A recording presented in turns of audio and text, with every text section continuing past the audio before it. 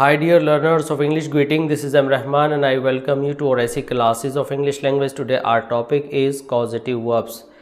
जैसा कि अभी आपने पिछली जो सीक्वेंस ऑफ वीडियो चला रहा है मैं सीखा 6 टाइप की वर्ब्स कौन कौन सी होती हैं। अब हम पॉइंट नंबर 7 पर पहुंचे हैं और जैसा कि हमने बताया था कि हम आपको 16 टाइप्स ऑफ वर्ब्स की पूरी जानकारी देंगे, उनको डिटेल में बताएंगे।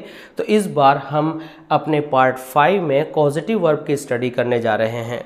हम कॉजेटिव वर्ब को मेन वर्ब के साथ कंपेयर करेंगे और जानेंगे कि मेन वर्ब सब जगह पर होती है, लेकिन कॉजेटिव वर्ब कौन सी वर्ब को कहते हैं और कैसे हम आइडेंटिफाई करेंगे कि हमारे सेंटेंस के अंदर दी गई वर्ब कॉजेटिव वर्ब है, हेल्पिंग वर्ब है, मेन वर्ब है, लिंकिंग वर्ब है। तो इन सारे डिफरेंसेस को आप बाय एंड बाय सभी वीडियोस के थ्रू अगर आप देख रहे हैं और समझ रहे हैं, इसमें सीखते जाइए। और अगर आपने अभी तक भी हमारे चैनल को सब्सक्राइब नहीं किया है तो सब्सक्राइब कीजिए, लाइक कीजिए एंड शेयर कीजिए।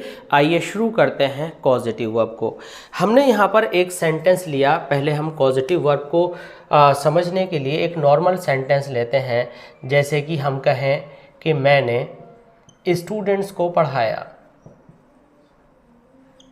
मैंने स्टूडेंट्स को पढ़ाया। तो यहाँ पर हम देख रहे हैं कि इसकी जो ट्रांसलेशन है, किसने पढ़ाया, मैंने पढ़ाया, आए, ठीक है, टॉट। टॉट के बाद हमने टेंस पहचाना, यानी पढ़ाने के ऊपर हमें यहाँ पर टेंस मिला। इस टेंस को हमने पास्ट इंडेफिनिट पर डाला और इसकी सेकंड फॉर्म बना ली और फिर इसके बाद हमने ऑब्जेक्ट लिखा स्टूडेंट्स। तो हमारे सब्जेक्ट की पहचान होती है जब हम पूछें कौन या किसने, और ऑब्जेक्ट की पहचान होती है किसे या किसको। तो ये हमारे इन सारे क्वेश्चंस को सेटिस्फाई करते हैं, इसलिए ये एक नॉर्मल सेंटेंस हुआ। अब पॉजिटिव वर्ब में क्या होता है, इसमें एक ने काम किया, दूसरे को इसके अंदर इन्वॉल्व किया। लेकिन पॉजिटिव वर्ब के अंदर हमें क्या करना होता है कि एक तीसरे पर्सन को या तीसरी थिंग को और इन्वॉल्व करना होता है। हमने कहा मैंने स्टूडेंट को पढ़वाया।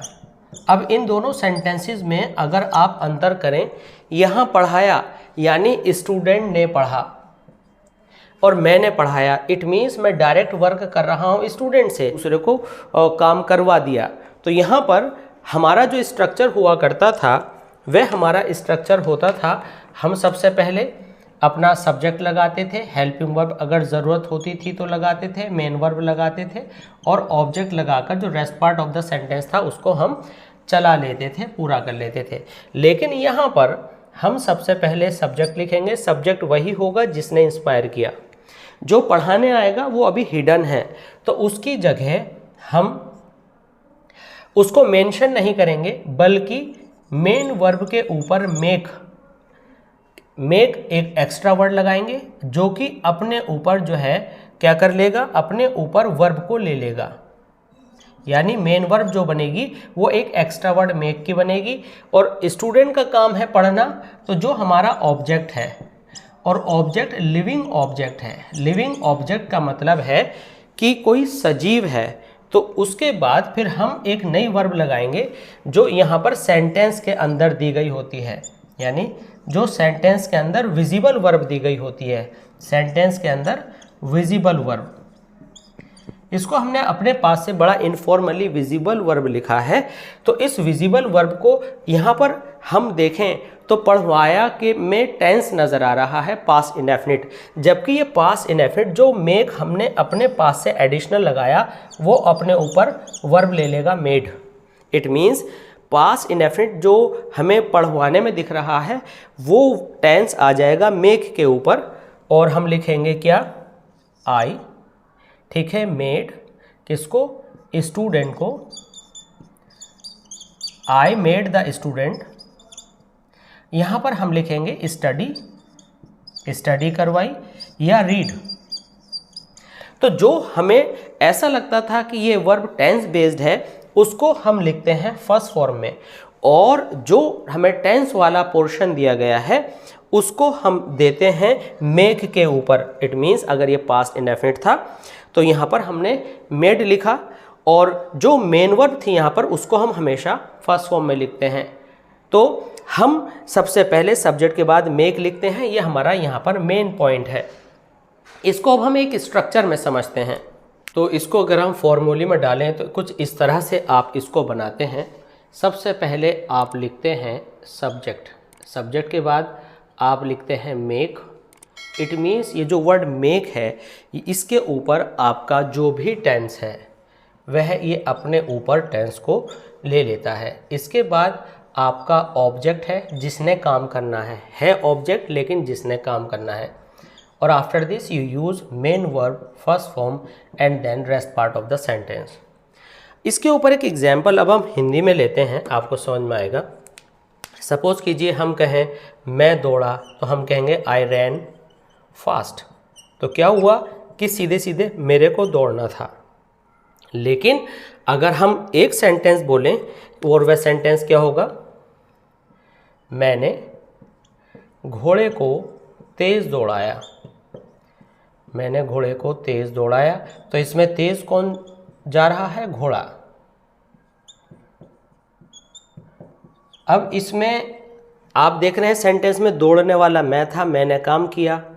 अब जो ये एक्शन हो रहा है इसको करने वाला कोई और है, जब और घोड़े को दौड़ाने के लिए इंस्पिरेशन देने वाला कोई और है। तो यानी आई कारण बना किसका, घोड़े के लिए दौड़ने का। इस और कारण बनने को आप कहते हैं कॉज। तो इस कॉज से ही आपकी कॉजेटिव वर्ब बनी। तो यहाँ पर ये जो मेक है इस मेक को हम कहेंगे कॉजेटिव वर्ब। ठीक है, ये जो मेक है ये आपकी कॉजेटिव वर्ब है लेकिन जाएगी मेन वर्ब के टेंस के अकॉर्डिंग।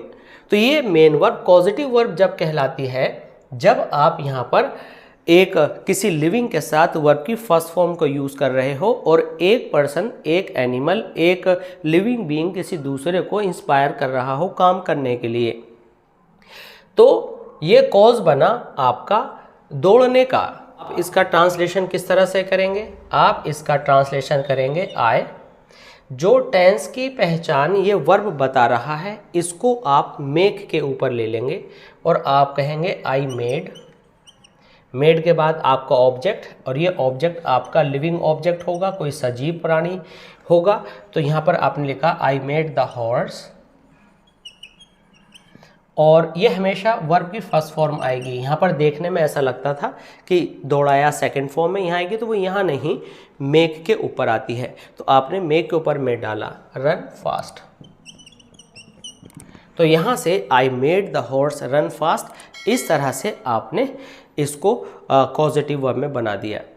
अब कई बार क्या होता है कि अगर हमें मेक यूज़ नहीं करना तो हम मेक के सब्स्टिट्यूशन में CAUSE भी यूज़ कर लेते हैं। तो हम इस सेंटेंस को कुछ इस तरह से लिखेंगे। अगर हम मेक की जगह कॉज यूज़ करते हैं तो आप लिखेंगे, हम इनको अलग अलग कलर्स में दिखाने की कोशिश कर रहे हैं। ठीक है, आई, और आई के बाद कॉज अपने ऊपर वर्ब को ले लेगा। ठीक है, आई कॉज्ड। फिर आप ऑब्जेक्ट लिखेंगे द हॉर्स। ठीक है, और इसके बाद आपको इस वर्ब से पहले टू लगाना पड़ेगा, टू रन, और आप लिखेंगे फास्ट। तो यहाँ पर कॉज अगर आप यूज़ करते हैं तो आपको टू एक्स्ट्रा लगाना पड़ेगा, और अगर आप यहाँ पर मेक लिखते हैं तो आपको टू नहीं लगाना पड़ता। ये आपको समझना है। तो यहाँ पर अगर आप इसका इंटेरोगेटिव बनाना चाहते हैं तो आप डिड पहले ले लेंगे, प्रेजेंट इंडेफिनिट है तो डू डस पहले ले लेंगे, कैन या कोई और मॉडल है तो फिर आप कैन वुड शुड पहले ले लेंगे, और नेगेटिव बनाना चाहते हैं तो सेकंड फॉर्म के साथ डिड नॉट, विल के साथ will not, according to the tense आप इसको नॉर्मली आगे ले करके चलेंगे। ये जो फॉर्म है आपकी फर्स्ट फॉर्म ही रहेगी। अब हम लेते हैं इस पॉजिटिव वर्ब का रूल नंबर 2। रूल नंबर 2 क्या होता है? रूल नंबर 2 को हम ब्लैक कलर से लेंगे। रूल नंबर 2 के अंदर अगर मान लीजिए हमारा सब्जेक्ट आया, सब्जेक्ट के बाद हमारा जो ये ऑब्जेक्ट होता है, ये ऑब्जेक्ट आया कोई नॉन लिविंग थिंग, कोई नॉन लिविंग एलिमेंट या थिंग हमने यहाँ पर लिखा। तो इसमें ऐसा होने पर हम यहाँ पर स्पेशली आपको ध्यान देना पड़ेगा, जहाँ से इसमें चेंज आता है गेट या हैव का यूज़ करते हैं, और इसके बाद जो कि आपका ऑब्जेक्ट था हमेशा वर्ब की थर्ड फॉर्म लगाते हैं, और बाकी जो भी सारा होता है हम इस रूल के अंदर इस ट्रांसलेशन को या इस सेंटेंस कंस्ट्रक्शन को करते हैं। तो आइए पहले इसका एक एग्जाम्पल समझ लें। अपने टेबल की मरम्मत करा रहा है। अब देखिए इसमें जो मेन सब्जेक्ट है वह है। टेबल की मरम्मत कौन करेगा? जो थर्ड पर्सन इन्वॉल्व हुआ काम को करने के लिए, जो कि इन इट सेल्फ सब्जेक्ट है, वो यहाँ मेंशन नहीं है। तो एक है करना, I am repairing the table, और एक है करवाना। इट मीन्स मैं कॉज बनूंगा किसी दूसरे पर्सन के लिए टेबल की मरम्मत करने में। तो यहाँ पर क्या हमें लिखना पड़ेगा? सबसे पहले हमने लिखा सब्जेक्ट ही, ठीक है। टेबल जो है हमारा ऑब्जेक्ट है। ऑब्जेक्ट की पहचान होती है किसे या किसको, किसे या किसको। तो हमने देखा कि को मीन्स ओ फॉर ऑब्जेक्ट, तो ही, तो यहाँ टेबल आएगा, ठीक है, हिज टेबल। अब यहाँ पर टेंस क्या है? मरम्मत करा रहा है। तो ये जो मरम्मत हमें दिया गया है, रिपेयर वर्ड दिया गया है, ये वर्ब की थर्ड फॉर्म में जाएगा और ये इज प्लस आईएनजी आ जाएगी गेट के ऊपर। ही इज गेटिंग या ही इज हैविंग, आप दोनों में से कोई सा भी लिख सकते हैं। ही इज गेटिंग या ही इज हैविंग, ये आपको लिखना ही पड़ेगा। हिज टेबल रिपेयर्ड, तो ये आपको वर्ब की थर्ड फॉर्म कांस्टेंट है, फिक्स है, आपको थर्ड फॉर्म फिक्स करके लगानी पड़ेगी। अगर मान लीजिए ये प्रेजेंट परफेक्ट में हो कि वह अपनी टेबल की मरम्मत करा चुका है, तो अब आपको क्या करना पड़ेगा? करा चुका है के लिए एक तो आपका आएगा हैज़, जो कि प्रेजेंट को दिखाता है, और हैव की थर्ड फॉर्म या तो आप हैड लिखेंगे या आप गॉट लिखेंगे। क्या लिखेंगे? या तो हैव लिखेंगे या गॉट लिखेंगे। तो आपका सेंटेंस किस तरह से बन करके आएगा कि वह अपने टेबल की मरम्मत करा चुका है। तो हैज़ और हैड को साथ देखकर आपको चौंकने की ज़रूरत नहीं है, क्योंकि एक हैज़ प्रेजेंट परफेक्ट के लिए और हैव की थर्ड फॉर्म हैड आई है यहाँ पर थर्ड फॉर्म के रूप में। तो इस तरह से आपका ये सेंटेंस यहाँ पर पूरा हो जाता है। और अगर आप इसका नेगेटिव बनाते हैं तो आप नॉट लगा देंगे, इंटेरोगेटिव बनाते हैं तो is, are, am, was, were, whatever helping verb you are using, you will take it first, वो आप पहले ले लेंगे। यहाँ पर कॉजेटिव वर्ब के रूल नंबर 3 में हमारे पास 2 एग्जाम्पल्स हैं, और ये एग्जाम्पल्स पिछले रूल्स को बिल्कुल अलग तरह का साबित करते हैं। थोड़ा समझ कर चलिएगा। जिम्मी ने बॉब को अरेस्ट क्यों कराया?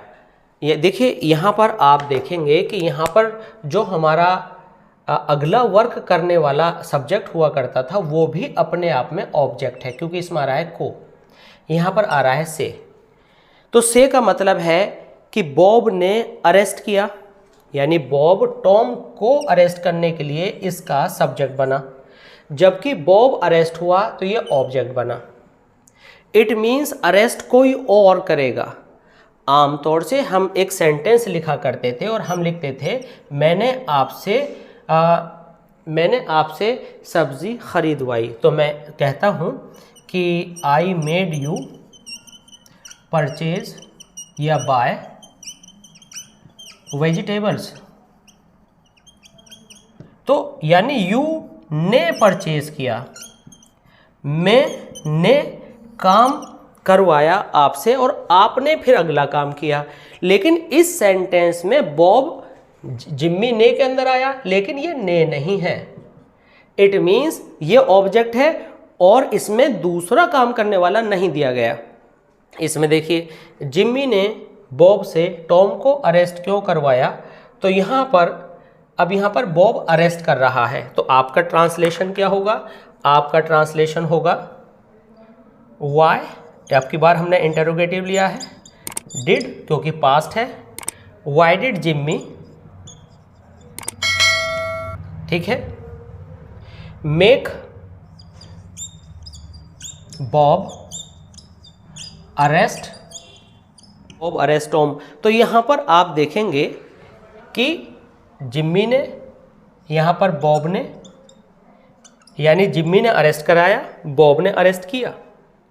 किसको? टॉम को। तो को वाला पहुँच गया, कहाँ पहुँच गया टॉम वाला? बाद में ऑब्जेक्ट पर। लेकिन हम यहाँ देखें कि पहले ही को वाला है, जिम्मी ने के बाद एक दूसरा सब्जेक्ट और आना चाहिए था जो हमें यहाँ नहीं दिया है। तो हमारा सेंटेंस क्या बनेगा? Why did Jimmy get Bob arrested?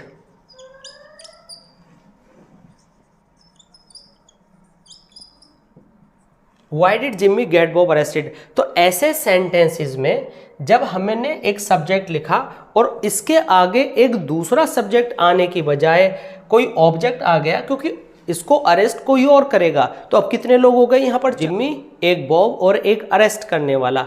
ठीक है, तो यहाँ पर हम देख रहे हैं कि ये ने वाला नहीं है, ये आ गया को। तो को के लिए अगर कोई पर्सन होता तो हम यहाँ लिखते बाय द पुलिस या जो भी कुछ होता, बट वो है नहीं। तो जब नेक्स्ट वाला जो पर्सन है अगर वो एक्ट नहीं कर रहा, उस पर एक्ट कोई इनविजिबल, कोई डिसअपियर पर्सन करेगा जो इसके अंदर नहीं मेंशन किया गया है, तो आप लिविंग बीइंग होने पर भी गेट लगाते हैं। इट मीन्स जो नॉन लिविंग वाला रूल था उसका गेट आप यहाँ लगाते हैं। समझने की बात एक यह है कि अगर आपको यहाँ पर को के लिए आंसर दे रखा है तो आप गेट लगाते हैं, और ने के लिए आंसर दे रखा है तो आप मेक या कॉज में से एक लगाते हैं। तो इसका रूल कुछ इस तरह से बनेगा। आप सबसे पहले सब्जेक्ट लेंगे, सब्जेक्ट के बाद आप यहाँ पर गेट या हैव लेंगे according to tense, according to the tense.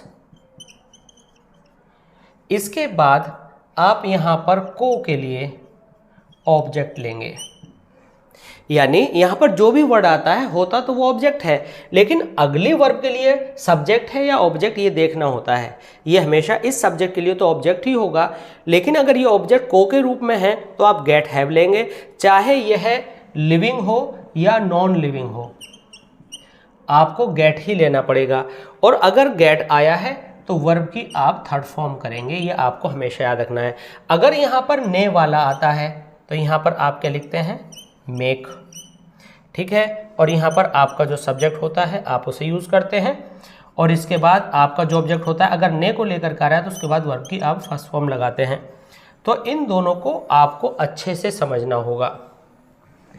अगर आपका ये काम नहीं कर रहा, इस पर कोई और काम कर रहा है, तो आपको गेट के ऊपर टेंस डालना पड़ेगा।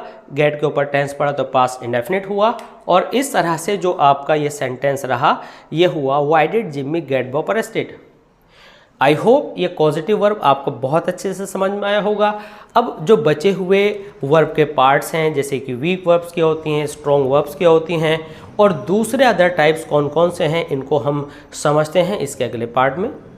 जब तक बने रहिए हमारे साथ, और मिलते हैं जल्दी ही दूसरे वर्ब के दूसरे पार्ट्स के साथ, उनको डिटेल में सीखेंगे। और अगर अभी तक भी आपने हमारे चैनल को सब्सक्राइब नहीं किया है तो सब्सक्राइब कीजिए, लाइक कीजिए एंड शेयर कीजिए। और ये आपको सारी नॉलेज कैसी लगी फीडबैक में ज़रूर लिखिएगा, और जो जो आपकी प्रॉब्लम्स हैं आप कमेंट सेक्शन में हमसे जुड़े रहिए, बातें करते रहिए, प्रॉब्लम्स बताते रहिए। मिलते हैं जल्दी ही अगली वीडियो में। Thanks for being with us, thanks a lot.